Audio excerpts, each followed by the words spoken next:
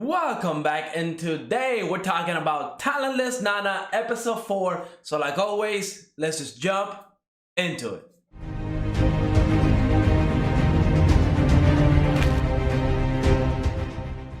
There is something about Talentless Nana that I absolutely love because we can have an episode where there's no action or no crazy fights or anything like that, and it still happens to be very entertaining. I mean, this episode, the psychological level of what Kyoya and Nana were both thinking at was absolutely crazy. I absolutely loved this episode. We see that Kyoya, without a doubt, after what happened last episode with Nana kind of making that shed blow up, again, he doesn't really have proof that she's the one that did it, but the fact that she was the first one to show up on the scene, and especially after what he did to kind of confirm that she cannot read minds, because he did say, I just thought of my weakness, and I'm pretty sure that Nana does not have it at all. Again, she doesn't read minds, so I'm pretty sure that Kyoya 100% knows that she cannot read minds, and he's definitely stalking her right now, right? He is definitely not letting her be alone at all in this episode. He is staying outside of her room.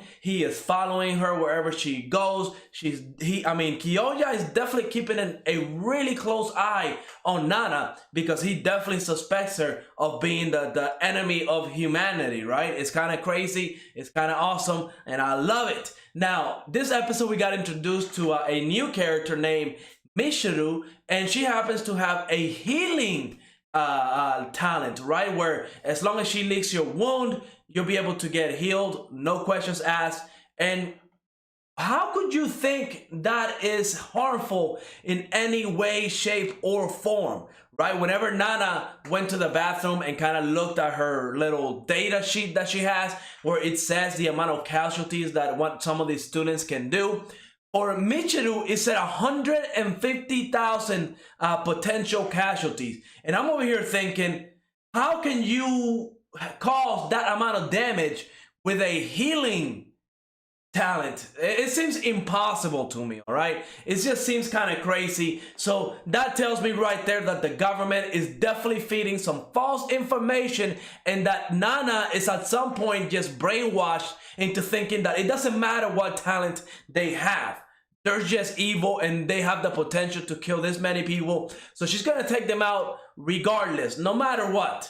So now I'm wondering, is there a chance that Nana would ever change her mind? Is there a certain character that she will actually become close to and decide to, maybe that these kids are not evil. Maybe some of them are. I think that the fire guy and the ice guy, well, I forget their name. I honestly believe those two could potentially cause that amount of damage because their ego is definitely not in check. But somebody like Michiru, there's no way she can have the potential to kill 150 people. So at this point, I am 100% sure that Nana, whenever she was growing up, or whatever the case, the training that she did, whatever the case may be, I feel like the government 100% brainwashed her to where she thinks all of these kids are evil and they all have to die no matter what. So I will be interested to know if they're ever going to explore the possibility of Nana kind of switching to the other side and something like that, because she crazy. She is crazy after this episode, all right? On top of that, we also got to see her kind of come up with a wonderful plan. I thought it was very well done. That she was going to hurt herself to kind of throw Kyoya and the rest of the class off her trail. Because at this point, right, at the very least, Kyoya knows for sure that Nana is the killer. And everybody else starts suspecting that there is an enemy of humanity in the island. Because 2 students have gone missing. One, it seems that it's not going back. And the lack of action that the staff is doing, I have to think they're in on it, because it's an island that's isolated. Why is nobody looking for Nikijama? I believe that was his name, whatever his name was. Nanao. Why ain't nobody looking for Nanao, right? Let's be real now. He's been gone for at least 3 days to a week, right? His dorm is empty. Nobody has been in there for a week.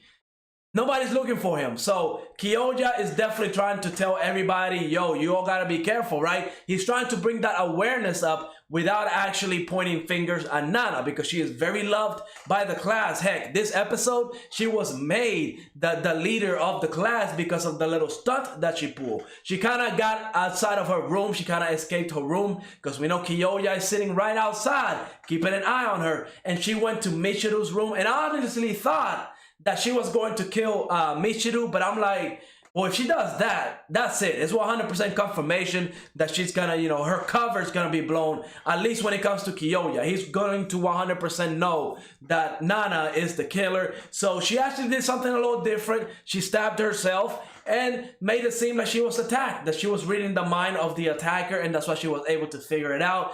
Great plan, and I love how Kyoya, even though everything makes sense, right? Like, why would she hurt herself? All that stuff. He was able to kind of think about it, say, you know, there's a lot of possibilities. There could be somebody that's invincible, and that's why he was in there, right? There could be more than one person in the room. Or Michiru did it, right? Michiru, she could have done it. Or Nana did it. I like how he's able to kind of break every situation down and see the possibility of everyone. And the fact that he's not ruling out that Nana did that to herself is absolutely awesome. Again, the little mental battle that Kyoya and Nana are having, I absolutely love. This is one of the reasons why I love this anime. This is why one of the reasons I love animes like Death Note, Classroom of the Elite, because when it comes to thinking and outsmarting your enemy, it's a whole different ball game. It's very entertaining to me. That's why I love this anime, because it's not about how strong you are. Heck, Nana has no powers, and she was able to take out 2 students already. One that can go back to the past and check everything out and see what's going on. And now this episode, and this is my favorite part of the episode, was when we got introduced to yet again another student. His name was Hatadaira, something like that. And he's able to see the future. Okay, he's able to see the future, and he saw that Nana was killing him. And I was like, yo, you seem too calm about this whole situation, right? Like, he seemed kind of like, you know, cocky, kind of like, you know, he didn't care that it was going to happen. Heck, even when he went to the cafeteria, he was banging on the door saying, oh, I know there's people in there, and I know they're going to open the door, and I know they're going to serve us food because I saw it happen. So the fact that, you know, he kind of confirmed that his future, whatever he sees in the future, cannot be changed, because, you know, he saw about the test that he got a 0 on, and even though he studied very hard, he happened to get sick the day of the test, and that's why he got a 0. So it wasn't because he was, you know, not smart or he didn't study enough. It was because he was going to get sick, and there was no way that he was going to take the test.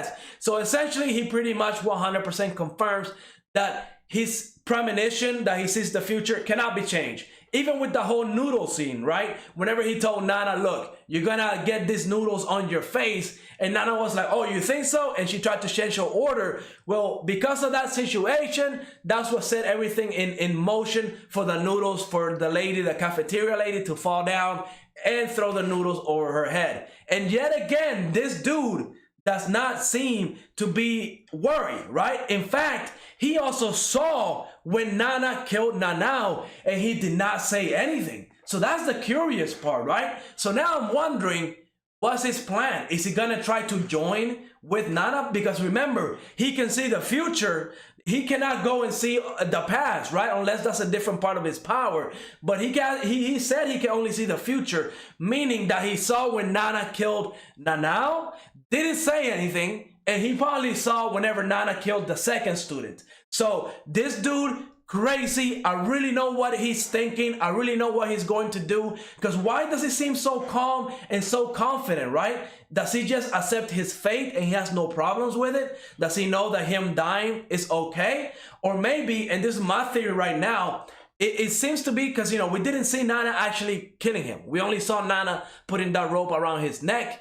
That could be something else, right? That could be something like she could be threatening him, telling him like, look, you either work with me or you die, or something along those lines. It doesn't necessarily mean, right, that he died right there. Maybe he has other pictures confirming that he did not die at that specific place, and that, you know, he's working with Nana, and that's why he's so confident. He's like, well, if I have to join with Nana and start killing all these other students so I can survive, that's what he's going to do. And that's my theory right now, that he's actually kind of looking for a way out to survive, and that's the only way he was going to be able to do it, to kind of just work with Nana, because we didn't actually see him dying, right? Like when we compare the two pictures of Nanao and him, we actually see Nana pushing Nanao off the cliff, right? So that pretty much confirms that, yeah, he got pushed off the cliff. He ain't surviving that. But this one, we only see Nana putting that rope around his neck, and not even all the way around.